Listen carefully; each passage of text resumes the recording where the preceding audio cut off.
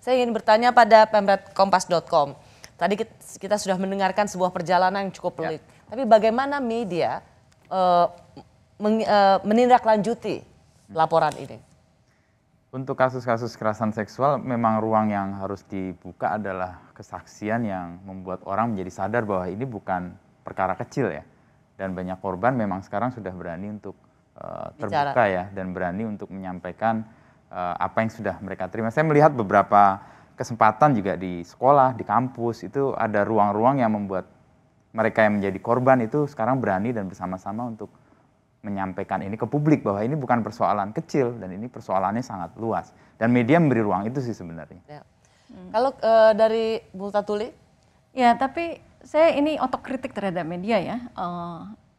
Perspektifnya memang masih laki-laki gitu ya, banyak media. Dan juga kalau kekerasan seksual itu banyak sudah puas dengan keterangan dari polisi gitu ya. Keterangan polisi itu dianggap sebagai kebenaran, sementara polisi ini kan kita kan lahir di dunia patriarki ya. Polisi ini sangat maskulin gitu dengan perspektif yang sangat laki-laki yang seringkali tidak mau mendengarkan yang perempuan gitu ya. Jadi kalau misalnya yang laki-laki bilang itu konsensual, lalu polisi percaya aja oh ini konsensual gitu ya. Mbak Andi pasti punya banyak cerita tentang bagaimana polisi misalnya memeriksa perempuan dengan cara yang sangat vulgar dan sangat menekan sehingga terjadi korban kedua kali lagi. Saya kira media, saya setuju dengan Mas Wisnu bahwa media harus memberi ruang, harus mengamplifikasi suara korban, tapi media juga nggak boleh membuat korban jadi korban kedua atau ketiga kali lagi gitu ya. Jadi kedua dari mungkin polisi gitu ya, ketiga mungkin dari wartawan gitu ya, yang tidak punya perspektif gender gitu ya. Persis. Nanyanya kasar, maksa gitu kan. Penyintas misalnya diwawancarain sama 10 media berkali-kali itu bisa tumbang itu pasti. Penyintas itu sebaiknya diberikan ruang, empati yang lebih dan diwawancarain nggak lebih dari sekali sebenarnya. Karena berat sekali buat mereka buat bercerita. Kami di Project Multatuli itu, saya pemimpin umum, pemimpin redaksinya itu Fahri Salam. Kami berdua sudah lama berkolaborasi sejak 2019 di Nama Baik Kampus. Kami mengungkap serangkaian kekerasan seksual di kampus. Liputan itu menang SOP Award, juga Tasrif Award ya dari AJI ya. Lalu kami melanjutkan dengan kolaborasi lain, yaitu Nama Baik Gereja, jadi kekerasan seksual di Gereja Katolik. Kami sudah berulang kali dengar kisah penyintas, tidak semua kami tulis, karena kadang-kadang penyintas maju mundur ya.